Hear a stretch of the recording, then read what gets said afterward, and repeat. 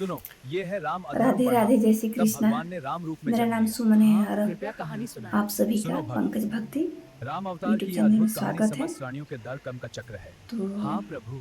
आज मैं आप लोगों को बताऊंगी रामायण पार्ट 2 में कि श्री राम अवतार का गहरा उद्देश्य क्या है, मतलब क्या था।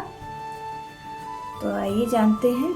आप लोगों को पहले ही भाग में मैंने बता चुका है कि रावण का मतलब वध कैसे करते हैं और उसका अहंकार कैसे बढ़ चुका है और उसने क्या क्या किए, जिसके कारण से प्रभु राम राम आगे चले। भगवान जी हाँ को हनुमान सावधानी से। अवतार क्या रहना ये पड़ा। रास्ता सुरक्षित है? जी माता, तो मैं आइए देखता जानते हूँ। हैं उसके बाद में कि श्री राम अवतार का गहरा उद्देश्य क्या था। तो श्री राम अवतार का कारण केवल रावण को वध करने के लिए नहीं हुआ था। उसका ये उद्देश्य नहीं था कि केवल रावण को ही मारना है या रावण का पाप बढ़ रहा है, उसका अहंकार बढ़ रहा है तो उसी को मारने के लिए धरती पर जाना है। ये उसका ये उद्देश्य नहीं था, उसका कुछ और भी उद्देश्य था। तो आइए जानते हैं कि पहला उद्देश्य क्या था। तो पहला उद्देश्य यह था कि धर्म की पुनर्स्थापना करने के लिए। तो राम ने अपने जीवन से सिखाया कि कठिन परिस्थितियों में भी धर्म का पालन कैसे किया जाता है। उसके लिए भी राम भगवान ने अवतार लिया था पृथ्वी पर। दूसरा है आदर्श पुत्र। राम भगवान ने अवतार धरती पर अवतार लेकर उन्होंने पिता की आज्ञा के लिए राज्य त्यागा। इससे वह आप मतलब बता रहे हैं कि कैसे आदर्श पुत्र बनते हैं और कैसे पिता का वो आज्ञा का पालन करते हैं और आदर्श पुत्र बनते हैं, आदर्श भाई। और तीसरा उद्देश्य था कि आदर्श भाई कैसे बनते हैं। तो लक्ष्मण भरत और शत्रुघ्न के साथ उनका प्रेम अद्भुत था। उसका भाई धर्म में वो सबसे प्रेम करते थे, अपने तीनों भाई से एक समान प्रेम करते थे। आदर्श पति। और जब विष्णु भगवान राम अवतार में मतलब राम अवतार में धरती पर अवतार लिए तो उसका चौथा धर्म था आदर्श पति का। तो वो सीता के प्रति उनका निष्ठा और सम्मान अनुकरणीय है और वो मतलब पति धर्म निभा रहे हैं और उसका पत्नी के प्रति निष्ठा और सम्मान अनुकरणीय है। और पांचवा आदर्श मतलब धर्म था कि आदर्श राजा, और आदर्श राजा भी बने वो।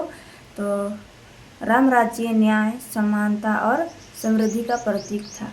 और जब राम भगवान पृथ्वी पर अवतार लेते हैं तो वह आदर्श राजा कैसे कहलाए, तो वह राम राज्य न्याय, समानता और समृद्धि का प्रतीक बना। मतलब कैसे न्याय करना है, कैसे सभी को एक समानता मतलब समान नज़र से देखना है, तो वह उसका भी प्रतीक कहलाए।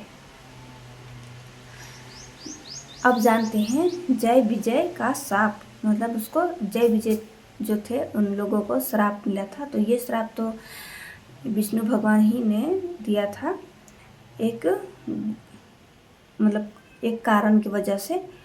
तो पुराणों के अनुसार विष्णु के द्वारपाल जय और विजय को सनकादि ऋषियों ने शाप दिया था कि वे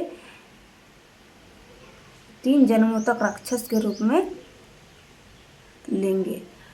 यानी वो विष्णु भगवान के द्वारपाल थे। जय और विजय जो थे वो विष्णु भगवान के द्वारपाल थे। और सनकादि जो ऋषि थे उन्होंने श्राप दिया था कि तुम 3 जन्म, जब 3 जन्म तुम्हारा धरती पर होगा, तीनों जन्म तुम राक्षस के रूप में ही धरती पर जन्म लोगे, बोल के यह श्राप दिया था सनकादि ऋषियों ने। पहले जन्म में वे हिरण्याक्ष और हिरण्यकश्यप बने और जय विजय जो थे उसका जब पहला जन्म होता है धरती पर, तो सबसे पहले जब राक्षस का जन्म लेते हैं तो पहला राक्षस बनते हैं हिरण्याक्ष और हिरण्यकश्यपु बने। दूसरा जन्म जब लेते हैं तो रावण और कुंभकर्ण बने। जो जय विजय थे वो रावण और कुंभकर्ण बने दूसरा जन्म में। उनके द्वार के लिए भगवान को अवतार लेना ही था, मतलब द्वार नहीं, सॉरी, उनके उद्धार के लिए। जो सनकादि ऋषि ने श्राप दिया था जय विजय को, तो उसके उद्धार के लिए भगवान विष्णु जी को मतलब अवतार लेना ही था। तो इसी प्रकार श्री राम अवतार जय विजय के उद्धार हेतु भी था। आप लोगों को मैंने बताया था कि राम भगवान जब धरती पर अवतार लिए थे तो केवल रावण को मारने के लिए अवतार नहीं लिए थे, उसका और भी कई उद्देश्य था। तो एक उद्देश्य ये भी था कि जब जय और विजय विष्णु भगवान के द्वारपाल थे, तब भगवान मतलब सनकादि ऋषि ने श्राप दिया था, तो भगवान विष्णु को तो धरती पर आना ही था उससे उस श्राप से मुक्ति करने के लिए, उद्धार श्री राम भगवान उसका उद्धार करने के लिए। तो उसी के लिए भगवान विष्णु ने श्री राम अवतार लेकर जय और विजय का उद्धार हेतु भी धरती पर अवतार लिए थे।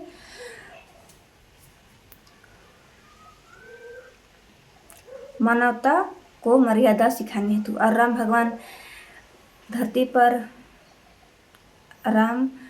जब धरती पर अवतार लेते हैं तो मानवता को मर्यादा सिखाने के लिए हेतु भगवान धरती पर अवतार लिए थे। आगे की कहानी को सेकेंड पार्ट में जानेंगे। तो आज के लिए इतना ही। धन्यवाद। राधे राधे।